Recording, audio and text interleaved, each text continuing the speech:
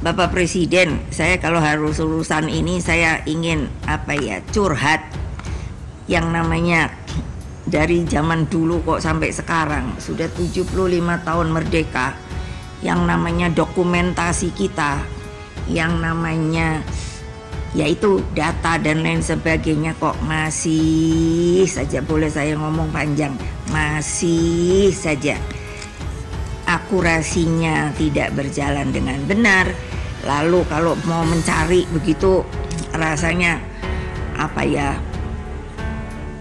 mbok ya data kita itu sampai saya suka seperti agak bermimpi.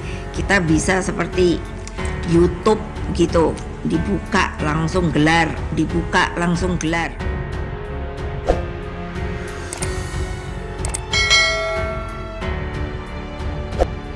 Sudah waktunya Indonesia memiliki sebuah data yang komprehensif.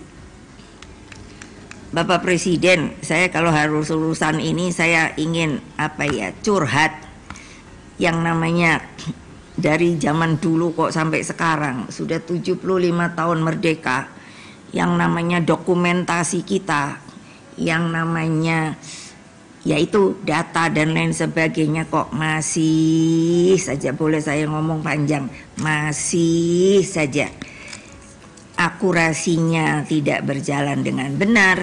Lalu kalau mau mencari begitu rasanya mbok ya data kita itu sampai saya suka seperti agak bermimpi. Kita bisa seperti YouTube gitu, dibuka langsung gelar, dibuka langsung gelar. Saya waktu jadi wapres sama presiden ada peristiwa yang sampai hari ini itu bagian dari urusan pendataan. Padahal saya iseng, saya suruh telepon ajudan, telepon menteri kalau sekarang PUPera, tolong tanya mata air Kali Ciliwung tuh di mana ya? Sudah ya, kan karena saya hanya sekilas begitu. Sudah lupa. Lalu saya tiba-tiba ajudan mengatakan ada telepon penting dari menteri PUPera begitu. Loh, saya kok rasanya tidak meminta untuk telepon atau ada hal yang beliau ingin telepon. Kelihatannya sangat penting, Bu. Sudah, tak saya terima. Jadi waktu itu menterinya Menteri PUPera-nya bilang, Ibu katanya menanyakan soal ini air. Lalu saya kenteng ya, air. Soal apa? Ya, karena Ibu ingin bagaimana sampai seberapa jauh seluruh pengairan kita. Ngomong begitu beliau. Lalu saya sambil ditelepon lalu senyum sendiri.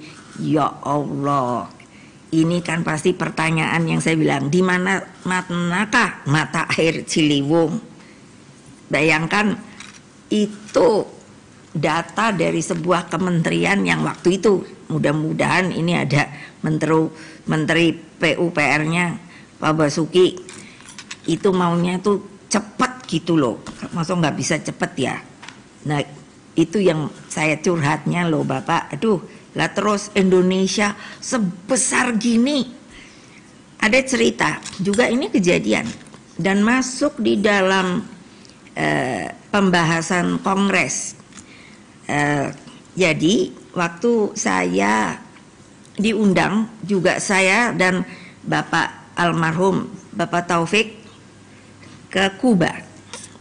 Saya tanya pada ketua MPR-nya di sana, ketika ada sebuah peristiwa kan yang waktu itu sangat terkenal, namanya penyerangan Teluk Babi di Kuba. Jadi saya tanya, mengapa itu dapat Amerika, maksud saya yang nyerang ke Kuba, kenapa itu dapat digagalkan?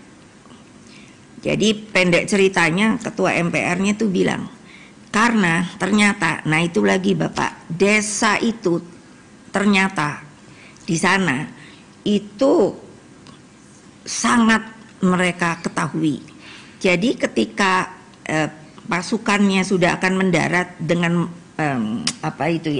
kapal amfibi, ada nelayan, itu ternyata mereka itu karena begitu cintanya kepada bangsa dan negara, itu mereka sudah merasa curiga. Lapor ke kepala desanya, lalu kepala desa itu rupanya pada waktu itu, saya tidak tahu sekarang cara pertahanan, ini pertahanan keamanan di Kuba, itu boleh langsung loh telepon katakan ke Pak Jokowi, dan itu ada daftarnya. Jadi Pak Jokowi tinggal mengatakan, tentunya waktu itu Fidel Castro kan bilang go itu apa? Langsung itu rakyat ikut mempertahankan. Itu waktu itu sampai dibicarakan di Kongres, yang menyatakan Kongres keputusannya hal itu memang dinyatakan gagal. Nah bayangkan tuh desa loh, bukan maksudnya mau tiru-tiru, bukan begitu, tapi inilah yang saya lihat betapa desa itu adalah betul-betul garda terdepan. Sehingga kembali kepada program pembangunan di segala bidang kehidupan dapat menjadi tepat guna. Maksud saya dengan data itu tepat sasaran, transparan, dan akuntabel hanya apabila program tersebut berbasis pada data hasil research nasional yang dapat dipertanggungjawabkan secara ideologis, etis, dan ilmiah.